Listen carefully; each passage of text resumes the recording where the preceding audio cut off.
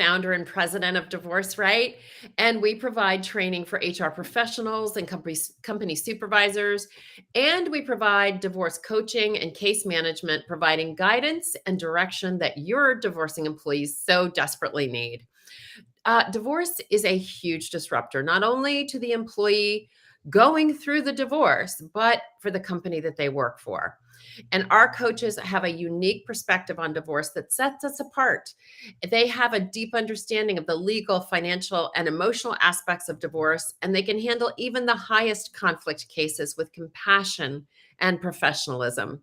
Our coaches are trained to look at the entire picture, helping your employees make good decisions based on their goals and their expectations. So, if you're an HR benefits manager or an HR benefits provider or consultant, please reach out to us and see if adding our suite of solutions is a good fit for your business. And as a reminder, we have SHRM credits for SHRM members, and we'll be posting a link at the end of this broadcast so that you can grab those. And I want to introduce you to Paulette Rigo. She's that beautiful blonde right there. She is not only my friend, she's my colleague, and she is an incredible certified divorce coach and mediator. She is one of the best in the business and is the director of coaching and case management here at Divorce Right. And today we're going to be talking about chronic illness and divorce in the workplace with our friend Lakita Ferguson. Let me tell you a little bit about her first. Lakita Ferguson is the founder of On Cue Coaching and Consulting. She has an eclectic background as it relates to working with people in different cultures, backgrounds, and industries. After divorcing, she went on a journey to heal and reinvent herself, finding love for herself and a new, loving husband along the way. Her mission continues as she inspires others to heal and create the life they love despite setbacks and disappointments. Lakita holds multiple certifications in neurolinguistic programming, timeline therapy, and divorce transition recovery. As a trauma informed empowerment coach and public speaker, she provides a safe space for others to reach their full potential and live a life of authenticity. Lakita uses a creative approach to personal development, and while also facilitating transformation innovations for corporations, organizations, and schools. Welcome, Lakita. Thank you so much for Thank joining us you. today. Thank you for having me. It's a pleasure. I'm so excited to have you here. So, why don't you tell everybody your story before we get started so they can understand why you have such a passion for this story, but for this subject? Yes, it's definitely a passion.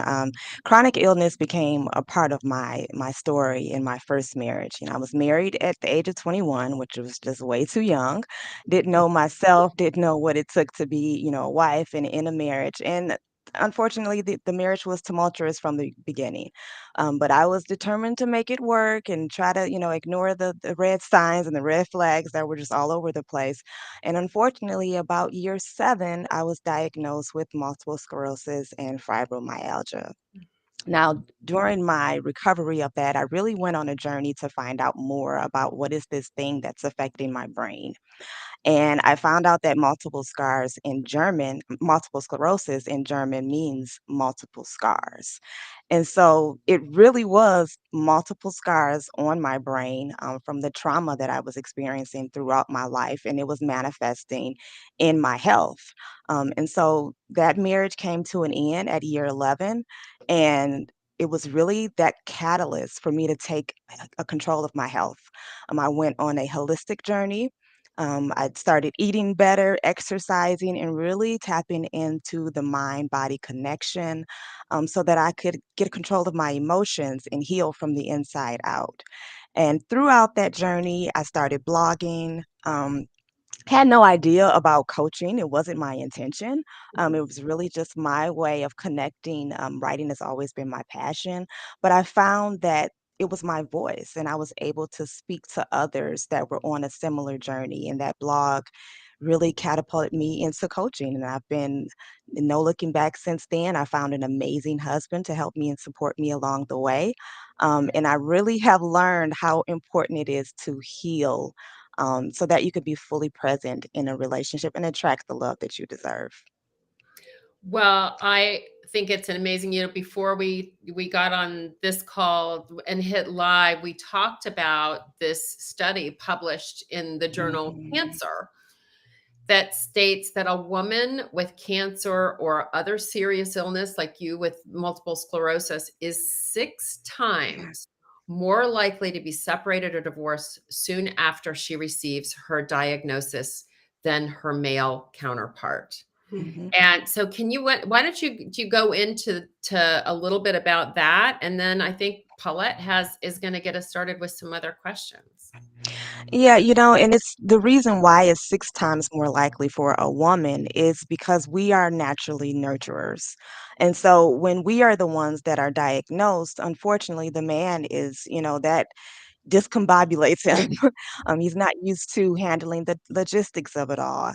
In my case, the cognitive dysfunction can really affect the emotional connection.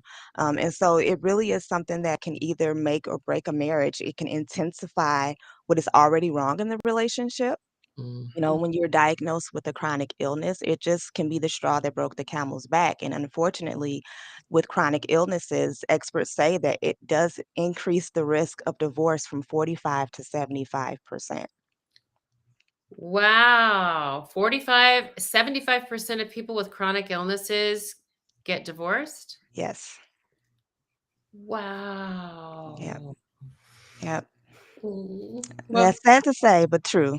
it is, it is. Paulette, why don't you take it over from here? Sure. Well, thank you so much for sharing your story, because I Mhm. think when you have the vulnerability and the strength to share your story, so many other people can relate to it. I know myself personally and professionally, I have seen this. So I do know that you are speaking the truth. So more specifically to help, how Mhm. does any chronic illness, not necessarily cancer, multiple sclerosis, but it could Mhm. be something like diabetes or Mhm. like cancer, or something it's A really stroke, maybe? A stroke, Yeah. it Parkinson's? could be Yeah. anything, any physical ailment. But how does it impact the marriage? And what Mhm. factors contribute, any specific factors, to having it be a higher risk? Now that we know that it is a higher risk, what is it that causes that risk to skyrocket?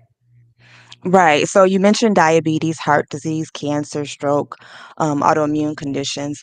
These are typically seen more in older couples. And Mhm. so you really see, married couples been married for 30, 40 years and they're getting divorced because there is an increase of this caretaking aspect of it. And Mm, sometimes it comes down to not having a full grasp on what it's going to entail to care for someone who is ailing.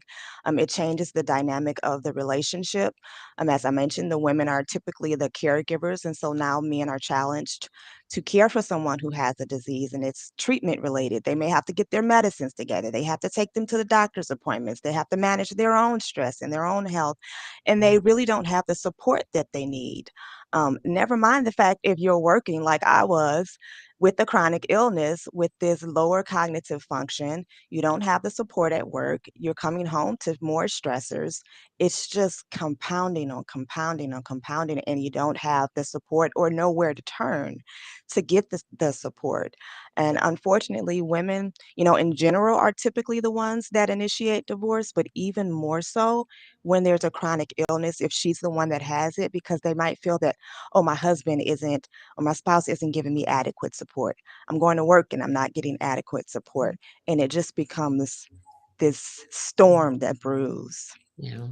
And do you see, like with the stroke, heart attack, Mhm. with the older set, Yeah. other diseases that are more for the younger set? I know, being a little, age, I don't want to call it ageism, but it's mostly also about the stress of raising children, Yeah. because now you're asking the other parent to Yes. be more engaged than normal, and the parenting doesn't end when they turn 18. Vicki and I know Right. that all too well, and I'm sure many people can shake their head, right? But I mean, the day-to-day parenting Mhm. shifts focus once they go off to college, but that day-to-day schedule and stress of having to manage children, and also having to be, as we shift into the role of caregiver, not Mhm. just spouse, lover, protector, now you're suddenly a caregiver as well as all the other things. So Right.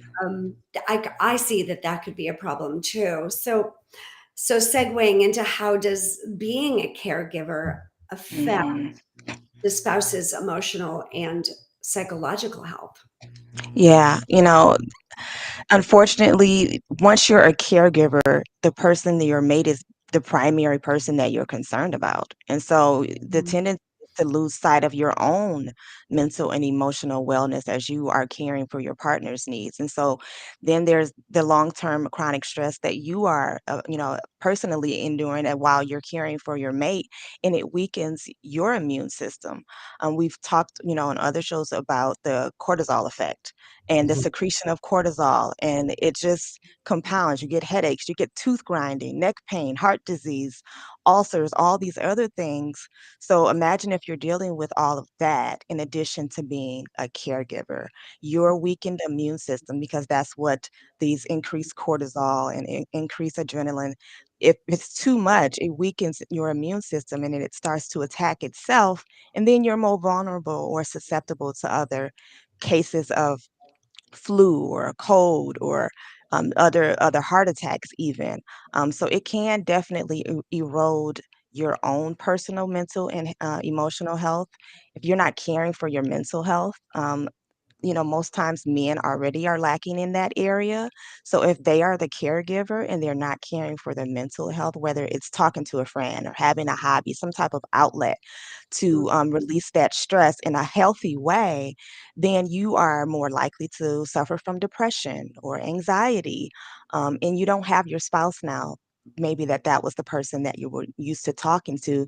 You don't feel comfortable talking to them now because now you're caring for them. And so it becomes just this added layer of stressors that are compounding and weakening the marriage. Mm. And I don't want to think that there's a list of, best or worst or most egregious or least egregious, uh, shall we say, disabilities or illnesses that Mhm. lead to uh, the breakup of potentially a marriage or adding stress.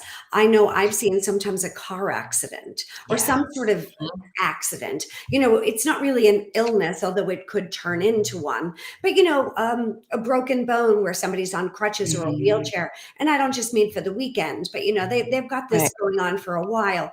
It could now turn into being in a wheelchair, or maybe some temporary paralysis, or some temporary brain issues or memory function, which really is a long-term medical Yeah. condition. And it manifests, it trickles down into the weave of the family and affecting everyone and pulling Yeah. in the troops of uh, siblings and neighbors and friends and other people to help out. But the longer the illness, should we say, lingers or progresses, and it shifts more into acute to more chronic, it compounds itself in every other aspect of the life. And depending also on the ages of the children, if you've got some teenagers, they might even have to add to pull the weight Yeah. too, with maybe some grocery shopping or laundry or helping out with the younger children. And now all of a sudden the family unit is living in more of a stressful situation if they Mhm. don't have the resources in which to manage that stress. It can compound itself. So, whether it's a car accident or a real serious long-term forever chronic illness, are there certain chronic illnesses that we should look out for that are the most, should we say, the biggest culprits of leading to divorce, or is it pretty much fair game? You mentioned something regarding the memory loss, and that would, I think, be the more matter of fact, there's a study that says the cognitive disability is Mm, particularly damaging, whether that is from a car accident, from a diagnosis of an autoimmune disorder or neurological disorder. When there is a cognitive disability that now requires you to show up differently to your mate. mhm, I was just watching a video yesterday, and it was a father-daughter relationship, but I think it lends itself to this, where the father had dementia. And so every time the daughter is approaching him, she has to reintroduce herself. or she Mm. has to meet him where he is, very delicately. And thankfully, she was doing it in a loving way, but a lot of times that hurts the person that is, not affected by it. They're like, now I have to show up differently to you because you're in a vulnerable situation. And so I really think it comes down to the breakdown in the emotional connection, whether that is from a stroke, from diabetes, from heart disease. When there is a breakdown in the emotional connection on top of a stressor of a chronic illness, that's what really, breaks or damages a marriage. Yeah. I mean, I see myself not only as a divorce coach and a mediator, but I'm also a Ayurvedic consultant and a yoga teacher trainer. And I've had a Yeah. lot of wellness education too. So I definitely have to agree with you that it isn't just the physical, but it's the mental, emotional disconnection that Mhm. can go deeper into the relationship and start to erode on that tight unit that originally was really solid. So eat your fruits and veggies, everyone, and Yes. And And something else, exercise. yeah, and something else that we didn't even mention there that is people are struggling with now is like long COVID and that brain Yes. fog. I sure. Yeah. imagine that that's putting quite a stressor on people's marriages as well. Mhm. So, you talked about, breaking down the marriage. How do communication patterns and Mm. conflict resolution strategies, how they are fighting within a marriage affect the likelihood of divorce when one partner has a chronic illness like this? Mhm. Well, I mean, the communication is already important in a marriage, but even more so when there is a chronic illness. And if your tendency is to avoid situations, avoid conflict, or assume that your partner already knows what you need, or you're super critical of your mate, or you're even gaslighting them, like none of those things are going to be supportive of communicating in a stressful situation. So it's the gentle conversation and the forthright conversations. As much as you want to be concerned about your mate that you're caring for, you also have boundaries, and things that are important to you, that need to be expressed. And so having an open and honest dialogue of, hey, this is what I'm comfortable with. I'm not so comfortable with changing your diaper, whatever it could be. And maybe we should get an outside service, a nurse to come in and do that. The frustration of it all can just erode the communication. And so if you already have these unhealthy communication strategies, this is the time to really shift and learn a new way to communicate, because all of those things is just going to make it worse. If you're frustrated in your communication, in your tone, in your body language, all of those things are going to make your spouse feel worse. It's going to make yourself feel worse. And so it's really a time to learn new patterns and new ways to meet each other's needs and care for yourself along the way. And I can imagine the financial burden of all of this chronic Mhm. illness can impact a marriage, right? So, are there some strategies around that couples can use to cope? Yeah, especially when, like, if both spouses were working, and then, I know in my first marriage, I had to go on long-term disability. I couldn't work anymore. And so now I'm getting less of the income. And my former spouse had to take on more of the responsibility. Now he's frustrated, he's resentful. And so there is maybe some times that we need to downsize, or we need to look at the way we're spending money and do things differently, so that it's not so much of a financial strain. And then you have to look at your insurance. Does your insurance cover all the things that you're going to need? Unfortunately, I've seen it happen when you're going through a divorce and it gets down to the settlement. The insurance is typically overlooked, and now you're left without the adequate care that you need. To move forward and take care of yourself, from prescription medications or in-home nurse or whatever the case may be. And so all of those financial aspects really need to be looked at down to the penny, Mhm. and the way that you want to maintain the quality of life that you need. Yeah, and I can imagine that there's also a lot of, mental health issues on the person Mhm. that's going through it, Yeah. depression and anxiety, that probably gets into this and plays a role unplanned, obviously, not even a part of the illness, but I imagine the Yeah. mental health issues play a relationship. Yeah.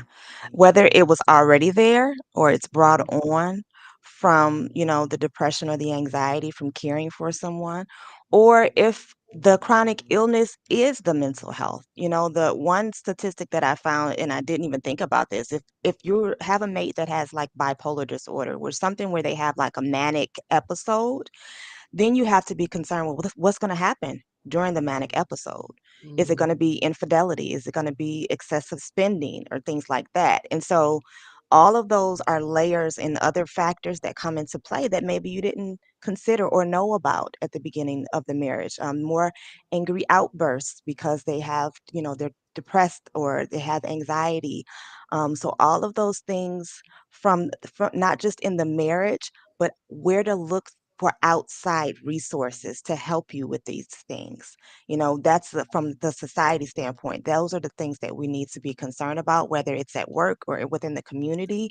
Where can I turn to get resources, support groups, at work, coaching, therapy, whatever it is, so that it can support us throughout this marriage to deal with all of the chronic illnesses, Mhm. the umbrella of it all. So we're talking about, the what I hope that those that are listening to this see is a couple of things. As we talked about at the beginning, a woman is 6 times more likely to be facing divorce or separation after she is diagnosed with a chronic illness or a severe disease, right? So HR managers, leadership teams, support her. Watch out for Mhm. her. If she's just been recently diagnosed with some sort of chronic illness, or she was in a car accident, or, right? Mhm. Be aware that she stands a 600% more likelihood of being divorced than her male counterpart. So Yeah. just HR managers, hold them, watch out for them, watch their backs, because this is going to be something that, is likely, the more likely that they're going to be going through. So when we talk about, the corporate side, which is what we're here Mhm. to really help the corporations help their employers, what strategies can corporations implement to mitigate or even alleviate the impact Mhm. of divorce on their bottom line? When I think about when I was working, one of the big things that I wish I had known about was a divorce coach. Mhm. I didn't know anything about a divorce coach. I knew about therapy, but to have someone that could actually help me function at work, to Right, help me, to help me with the cognitive aspect of it, to help me get organized because I couldn't think clearly. Um, right. to help me strategize, like what's important to me, what's not important to me, so that I could be present at work. A lot of times, HR managers or even your supervisor may not have the environment that makes it open enough to communicate that. You may Mhm. be afraid as an employee, like if I tell them this, are they going to use it against me? I was late every day to work. It got down to a point where, I was put on probation and I was late because I had insomnia so bad I couldn't sleep. And Oh, so I would wake up super late and have to rush and try to get to work, and I only had like a 5-minute window to get there, and so having that communication, that, openness to be able to say, "Hey, this is what I'm going through," and not have the fear of of being fired. it of being fired, Right. or have the fear of like, "Okay, now we need to watch her if she makes a mistake," like, these are the things that, to have a safe environment, emotional intelligence. I mean, in the workplace, that is something that benefits everyone. Mhm. But even more so when you're going through a divorce and you have all these emotions that are coming up, you're grieving the way you thought the marriage was going to be. Now you're looking at like, what am I going to do now with my new life? And I have to function in this present environment. I can't handle all these emotions. So having emotional intelligence resources, whether it's someone that comes in, a coach, publications, resources, all of those things are going to help you because what happens is I quit my job on my lunch break because Mm. that's how stressed out I was. Like it was bad. It got really bad. But from the HR standpoint or from the corporation standpoint, now you have to worry about rehiring expenses. Oh Now yeah. and Oh, I was pretty darn good at my job, and so and I was doing multiple jobs. And so it's like, well, now you got to hire somebody else, and train them. And I left abruptly. I didn't even give a notice. That was the type of stress that I was in. And people who are, in any type of relationship breakup, they're 10 times more likely to quit because they Oh just don't yeah, have the support.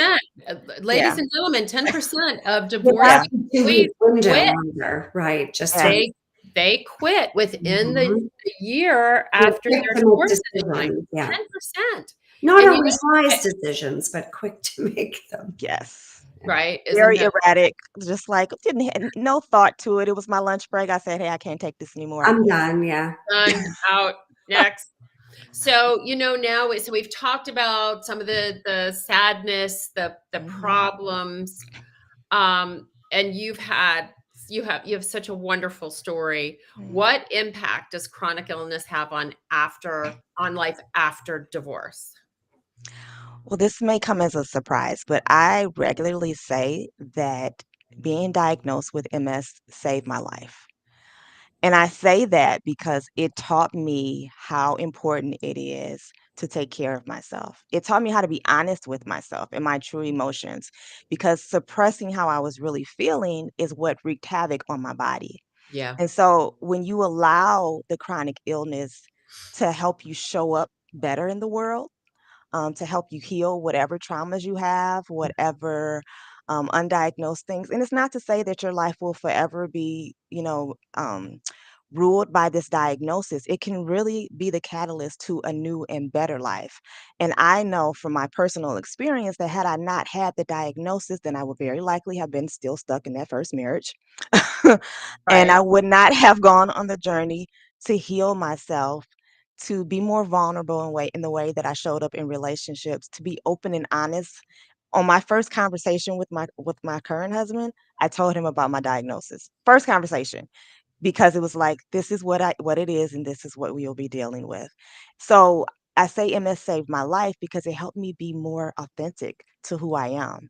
It helped me take care of myself. It helped me eat right.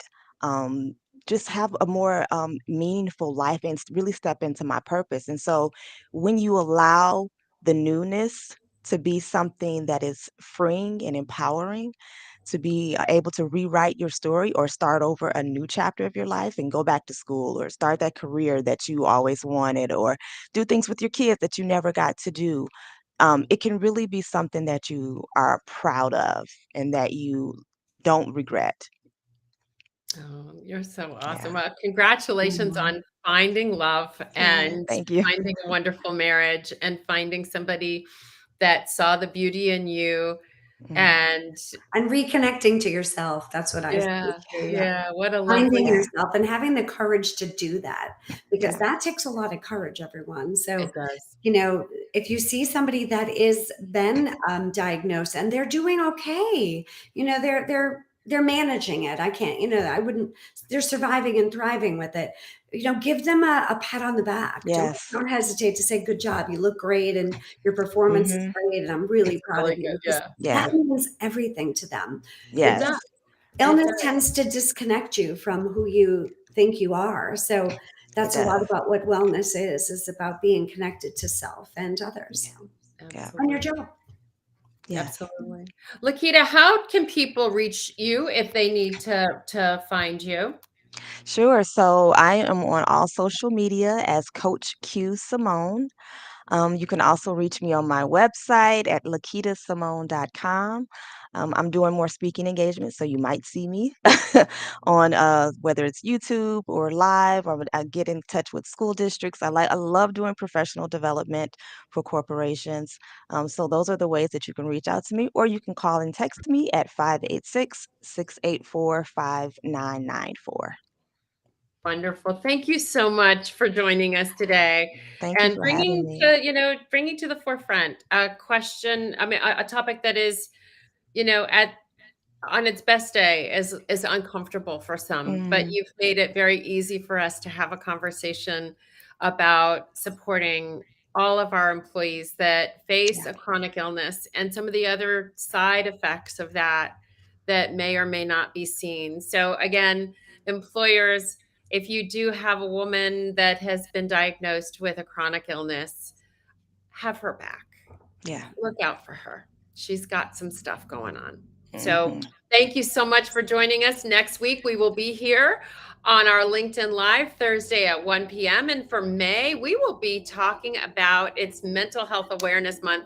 So we're going to be talking about a lot of things that impact mental health during the divorce process with all of our special guests. But we will still be here in April talking about some really great things around divorce and how we can help your company and your employees save themselves time, money, and heartache.